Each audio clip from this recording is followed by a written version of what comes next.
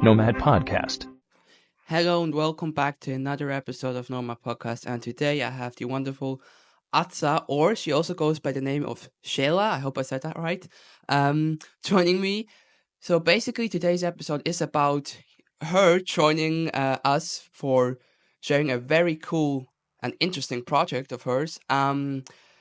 Bitcoin Junior Club. I mean, if you don't know Bitcoin Junior Club, they're amazing. They do some great work in orange pilling teenagers and smaller kids, I would argue.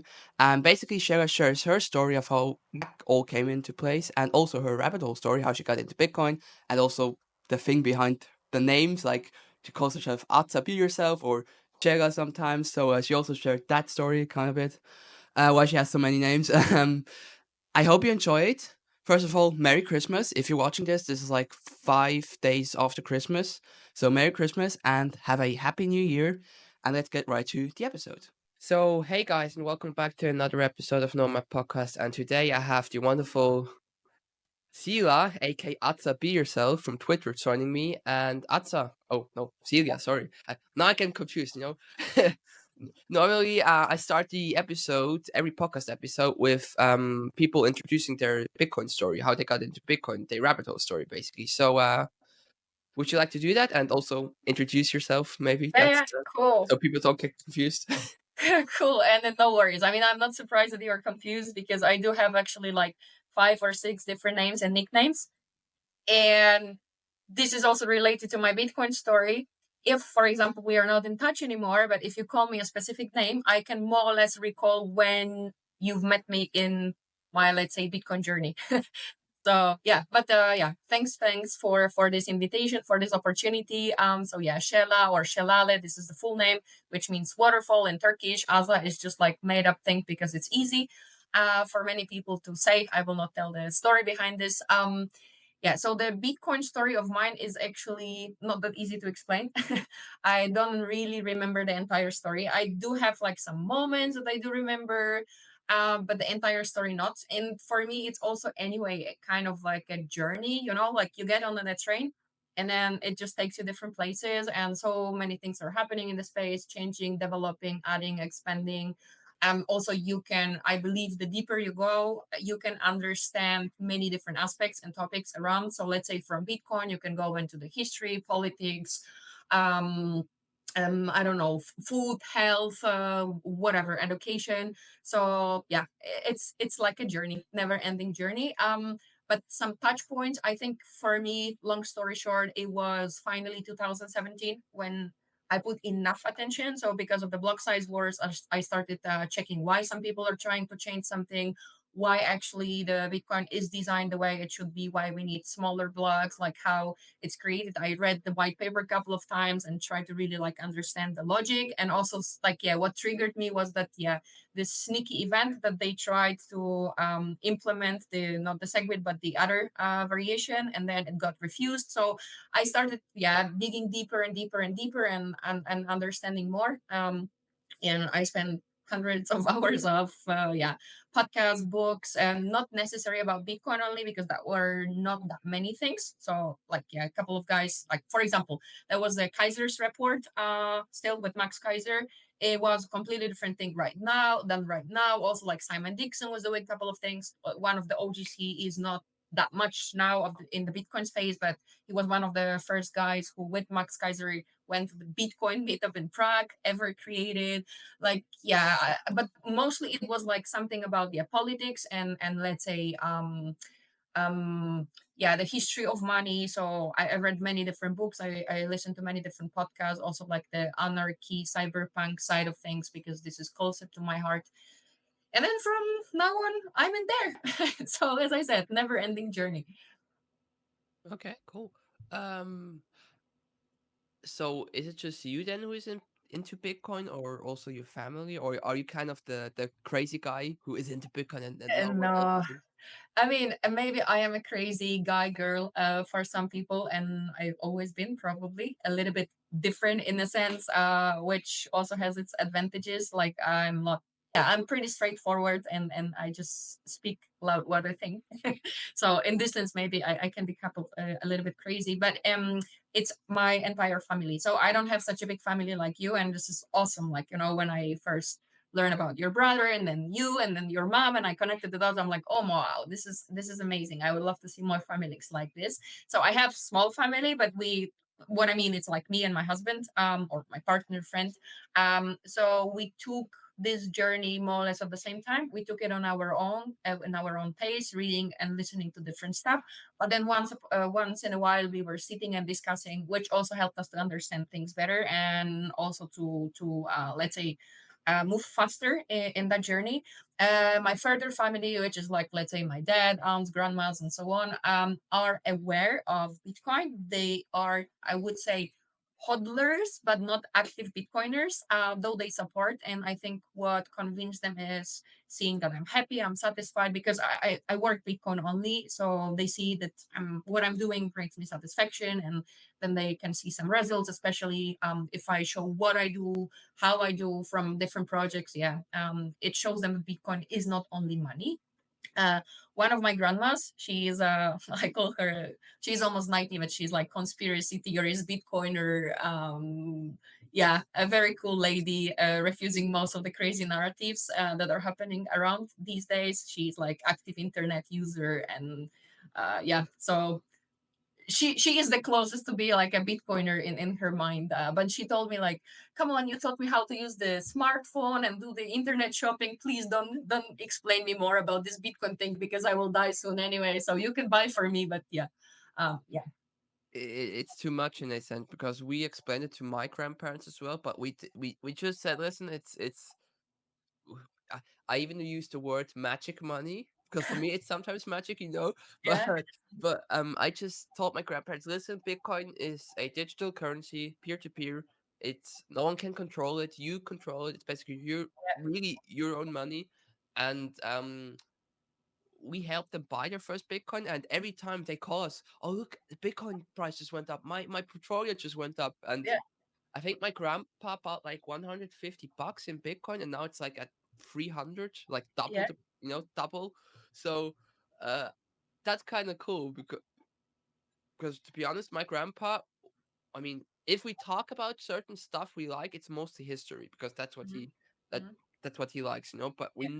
said ever since we started talking about Bitcoin and also showing him Bitcoin and my grandparents generally, it's more we are more connected in a sense, you know. Yeah, Um, that's great. Like, for example, I mean, it's great that they have open mind to that, and that they are interested, and they also kind of trusted you as a family to take a step. Like, what convinced my grandmother is vote with your money. So as I said, I call her, of course, as a joke, conspiracy theory. She's, she went through, she was born in 40s, so she went through, let's say, war, and then the socialism, communism in Poland, also like living between Germany and Poland, because my grandpa was German. So she saw different times in the human history, and she is now saying that people are more stupid than ever. And she was questioning like why it's happening. Is it because of the convenience, the comfort they have? Why everyone is behaving the way they do? Why they are believing all the craziness that it's sold or thrown their way through the TVs and so on, mass media. And then when she understood that you can vote and opt out with money, and Bitcoin is the way, and when I was explaining her what Bitcoiners are doing, what kind of areas they are targeting, that you can really kind of like try to stop the system, or slowly contribute to his disappearance, then she kind of like felt connected. So that was her moment. But of course, with buying bitcoin for her is more difficult. That's why she said, okay, here's the money you can buy, because then it's the entire story, right? Like, okay, how you keep it, like you should be a cold storage, then what kind of wallet to choose, how to connect. And unfortunately, the entire tech is not old people friendly. So yeah, It's not, and you know, and when you then also tell them there are no new laws where they tax you on your Bitcoin or cryptos in general, you know, they even in my opinion, they would get scared yeah, because I even know some friends who are into Bitcoin like for 4 years now, and they're now getting scared because all of the EU laws coming in place with taxing. Like, yeah, if you buy Bitcoin from an exchange, well, solution would be the problem would be solved if the solution would be to buy it from a Bitcoin ATM with cash, you know, Then Yeah, yeah. Also, which is like privacy, because then you can, yeah. I mean, in Europe, there's though this law that up to thousand euros, you can yeah, buy it without KYC. But yeah, you have a point. There, it's quite a deep and complex thing. So, but let's see what future brings. I mean, your generation, it's like you are like, let's say, younger than me, and then there are people even younger than you who are already Bitcoin aware and who see that this is the best money humanity ever had. And I'm sure that you will all be thinking about new ways for the future, something that maybe my generation of people older than me wouldn't come up with, because yeah, we are still in a sense kind of like stuck with, even though we are open-minded, we are kind of stuck to what we know, and you are in the sense more open, more creative. So let's see what the future brings. y- and especially imagine if a kid my age or kid, I'm 19. Yeah. I'm still a teenager in a sense, You but know, I'm because almost 40, 19, I'm still a kid as well, so yeah. Oh Jesus, I'm getting too old. Uh, Imagine like a 12-year kid now would be like buying their first Bitcoin. Let's say, what's the price currently? I just make an example, 100K, because that was yeah. the closest that we are now to. And he keeps those Bitcoin for like 20 years, and in 20 years he's like mid 30s, mid 40s, and he will say, well, what's the price now? And then the price could be like quarter million, 500K. I mean, he won't have to, be worried about anything else in life because he knows he's financially, based. He has a foundation on his feet, and Yes, that but one remark, if I might say it, what you said is like, if I might add, first of all, for me, Bitcoin is money. So I am not a big fan of people who are just holding it and not doing anything with no, it. I no, mean, it's money, which means don't sell it, but transact. So buy by using it and try to earn it back. So spend it and try to earn it back. This is the first thing. Second, I am also kind of like, I understand why, and I even made a short song, funny song, like for families and kids about the all-time high that happened, and I'm also, of course, happy and so on. But I'm also like skeptical discussing price, because let's say in theory, if in 10, 15, 20, 50 years, we do have like Bitcoin based economies, doesn't matter the price, because now we are calculating it in fiat. Like for me, yeah, one sat is one sat, one Bitcoin is one Bitcoin. So doesn't matter what will be its value in fiat, if fiat will still exist or not, or let's say some other currencies. I do care what I can purchase with the amount of sats. I don't really care what's the value calculated in dollars or euros. You know what I mean? So yeah, but yeah. but I got your story that yeah, there's a kid now, and then in the future, it's his or her stocks grow, and then they bring like better future. So yeah. And my generation, who is, I mean, the ones who are into finance and Bitcoin, they're not stupid, but mostly my generation, they are pretty much being raised to be the perfect soldier. Mm, They're like they go to school, sit at the table, work like 9 to 5 hour jobs, and then off you go back home, mm, get your education, get your job, and then pay your taxes, right? And I was always worried in the future, like, what should I do? mm. And also financially worried, how should I make money? I no idea. And luckily, my mom was a banker. My brother Joel was into Bitcoin, so for me, that was kind of the point where I said, well, in 50 years time or 20 years time, it could be a second rent for me. Yeah, Despite also using it and hodling it. yeah, But that was always yeah. interesting. And then Yeah, I mean, this is amazing. And what you said, I would just add one very important adjective before talking about your mom. Not only just a banker, she was a very smart, open-minded banker. You know what I mean? Like yeah, I've been also working in a bank, but it's amazing. Like, yeah, I like honestly, I'm very honored to be now in your show, and I really respect what you are doing, because you are not too biased. You have a lot of knowledge. Like on one side, yeah, you are already 19, but on the other side, only 19. When I think about myself when I was your age, I also, maybe I was not, as you described, your generation, such a soldier, because I've been always a little bit crazy, rebellion, and curious, but I didn't have so much maturity. Like what you were doing, the way you were thinking, the way you are acting, plus what you are bringing to all of us. This is incredible. Like really, honestly. So respect. respect. Well, also, your generation back then didn't have the opportunity, you had the opportunities in a sense, but for you back then, it was much more harder to get information because nowadays it's just internet and then there you go, So, Yes, definitely. Like, yeah. First of all, okay, internet is one thing, but also I do remember like the very beginning of the internet where you just have like very basic websites and an email, and that was it. Now we have also like social platforms, and I'm not talking about like whatever is happening on Facebook, TikTok, or Instagram. I have no idea. I'm not using, but even let's say Nostr. Nostr is a protocol, and then based on that, you have so many different applications. So you have social media, you have like different apps to communicate, to build, to do streams. I mean, look at this, the entire podcasting kind of era. This is also new. You don't need to have a TV and watch a TV channels to listen to one side of the story, right? So the internet in this sense like really opened the entire spectrum of receiving or getting access to different info. And I always say like, don't read headlines or don't listen to one side of the story. Just collect as much information as possible and build your own opinion. Because even if I like you and if I respect you, and in most of cases I agree with what you are saying, I would like to have like more pieces of a puzzle so that I build my own opinion, right? It can be similar to yours, but it is mine, not just like repeating somebody's words.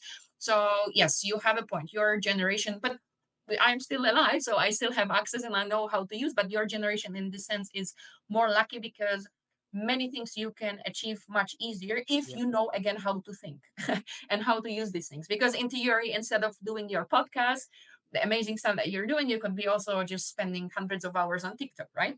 Yeah, yeah, So it's your choice. Yeah. and listening to both sides, Yeah. perfect example, Russia Ukraine war. Like no Yeah. one listens to the Russian side. I mean, there are some people, but if they go to Russians and want to listen to their sides, they're like the bad guys. I mean, Tucker Carlson's perfect example, but Oh I'm yeah. gonna get too much into politics, and Yeah. it's not really my thing. But what I want to get into now is the Bitcoin Junior Club, Oh, cool. what you guys did in El Salvador, and El Salvador. Gosh, Spanish um, accent. tongue breaker. Uh, could you quickly share the story of the Bitcoin Junior Club, how that Yeah, came yeah. into place? Yeah, sure. Yeah, sure. Thank you for bringing that one as well. So, Bitcoin Junior Club, long story short, is like kind of a hub, an online hub, mostly with an independent website that it's having resources that I produce on my own, which is coloring pages, creative games, different designs, music, video clips, everything education and fun. But it's also a place that you can find information and resources related to other family friendly projects.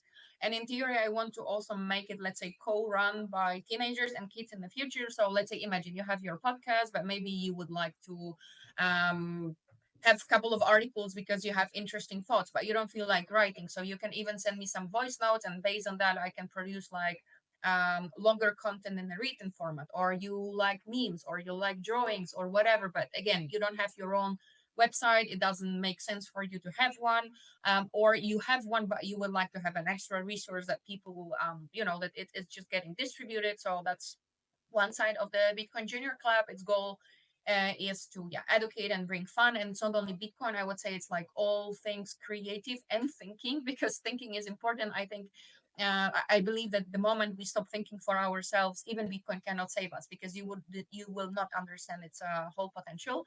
So this is like one side of the Bitcoin Junior Club. The other one is actually related to what just happened a couple of weeks ago in El Salvador.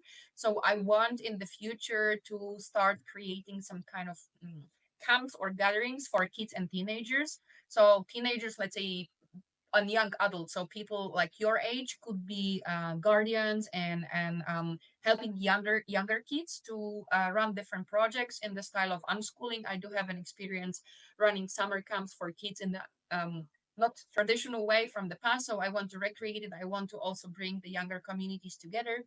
um, Again, not Bitcoin only, it's all like social gatherings, making friends, being creative, exploring different ideas, and meanwhile learning about Bitcoin. And what happened in El Salvador, yeah, I was pretty lucky, so to say, though. I don't believe in pure luck. It's always like your decisions and actions. But I was lucky enough to get connected with Kiki. So it's one of the organizers of the Adopting Bitcoin, this conference that what happened in November, and I created there the entire family friendly space, which was called Bitcoin para Niños. So like yeah, from debates and panels to games, fun activities, watching different content, reading books. It was pretty cool. 2 full days. Yeah, feedback was pretty positive. So yeah, Okay, cool. I'm happy that it happened. In a sense, it's a I shouldn't call it nostro network, but no, in a sense, the Bitcoin Junior Club is like a network of teenagers where they connect. In a Oh yeah, sense, nicely said. You see, I might use it as a quote. Yes, absolutely. I want it actually to be a network, because that's the whole thing. Like, we do all support each other. Like, I believe we are all individuals and we are unique, and we should act on our own, and then first focus on ourselves and our happiness. But later, I mean, human beings are like a tribe, right? So yep. it can motivate you, it can inspire you, it can teach you many more things, and then yeah, through the network you can build things faster, grow faster, personally, and build the entire surrounding around. Plus you can learn things in a different way. So yes, I want it to be an effort. Okay, cool. So in a sense, it's you could argue the perfect tool for. I mean, everybody does it differently with orange pilling teenagers and kids, right? But in a sense, imagine if I, as a teenager, would now orange pill like a 10-year-old girl or guy, and I would show them Bitcoin. In a sense, that's like the coolest thing ever. You have two kids talking to each other about finance and not the adult who is above the kid talking down on the kid and telling him or her to buy Bitcoin or to be into Bitcoin. Because for me, I don't want to rush it with kids. If I explain Bitcoin to kids, let's take our time because there's all the time we have in the world, right? Yeah. But certain parents just pressurize their kids and tell them what to do or tell them how to be. That, Absolutely. I mean, this is one of the reasons why I started it. So I always use this analogy that, we as adults, we very often behave like when you have car racing, you have the co-pilot, right? And the yep, co-pilot tells you like, okay, in 100 meters, do this. In 5,000 meters, do this. We finished. So we have this tendency of telling others what to do, not thinking how they want to approach it. We even do it to ourselves as adults. And we don't understand perspective of the other person. We just want them to do it the way we feel, which is a little bit selfish and it's not productive. So I don't think we need to be like co-pilots. We should be the guardians who set up the ground and make sure that, if there is an accident, there are hands to help, but not those that impose things.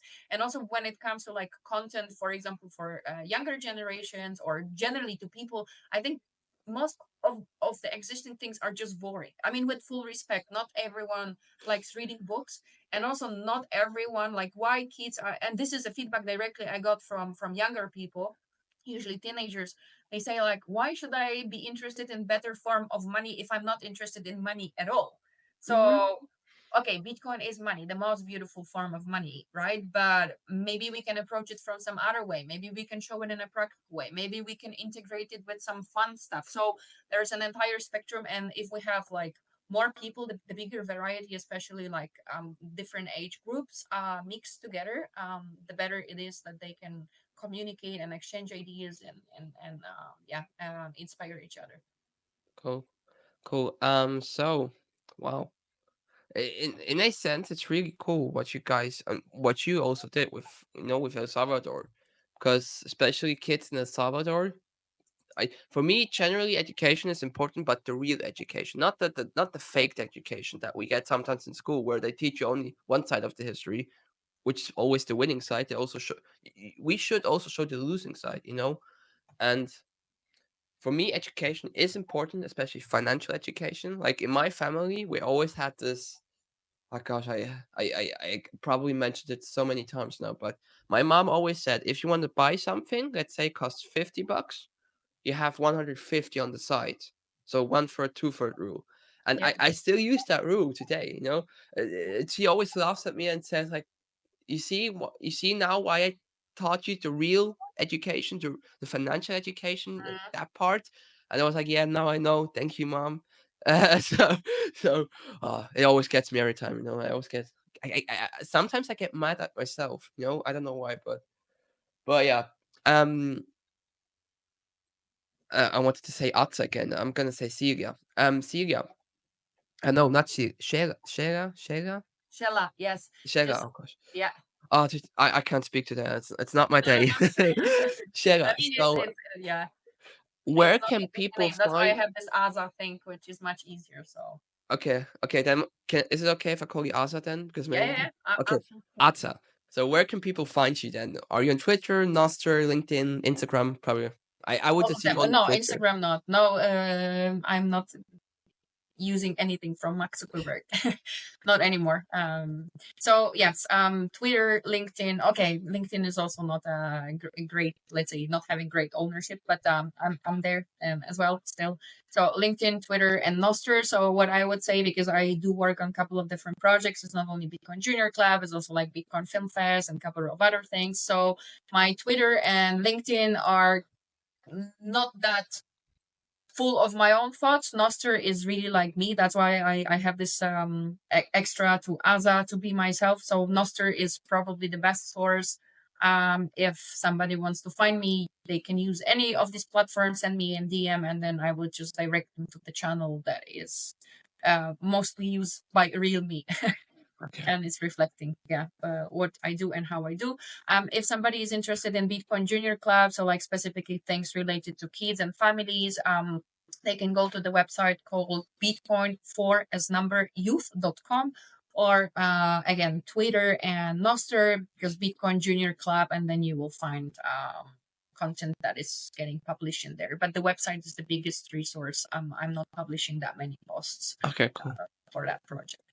Do you guys also have YouTube then with the Bitcoin Junior Club Yeah, or? actually, just started.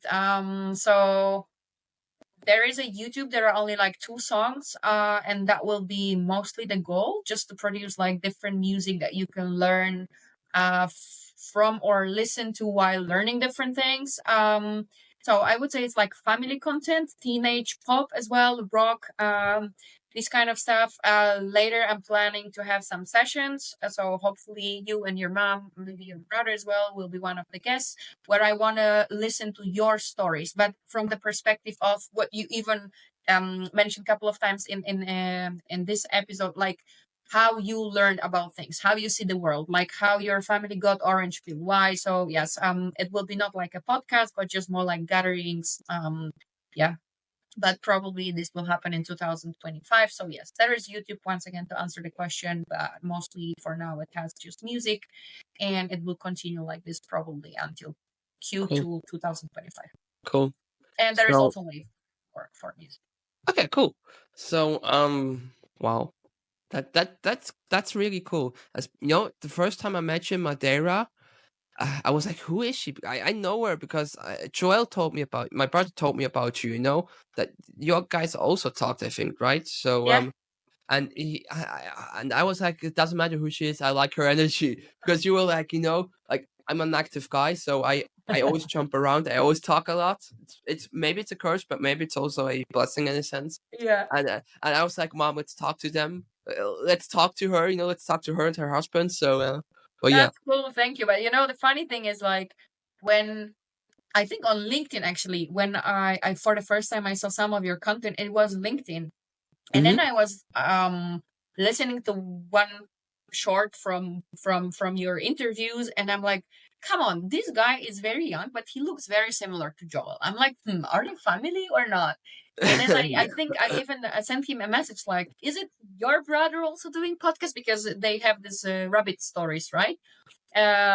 With Ian, and I'm like, is it your brother as well? It's like, do you have more brothers or sisters that they will do some cool podcasts? So yeah, and then I was so happy to meet you, and also like to learn that your mom orange peeled the both of you, and then she's like really amazing. So yeah, cool, I cool mean, fun. a lot of people think that that he actually is my dad. That he Oh hates really? that. Because now maybe he has the Yeah. mustache older, and The you look pretty mustache. young.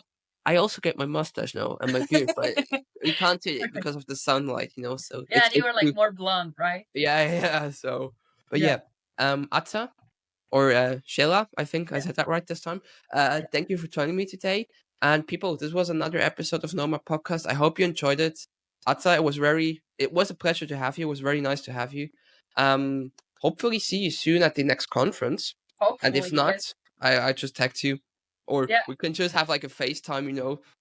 We're Bitcoins. We Awesome. can always do that. So, but yeah, thank you for joining me. And Thank people, you. thank you and bye. Bye. Nomad Podcast.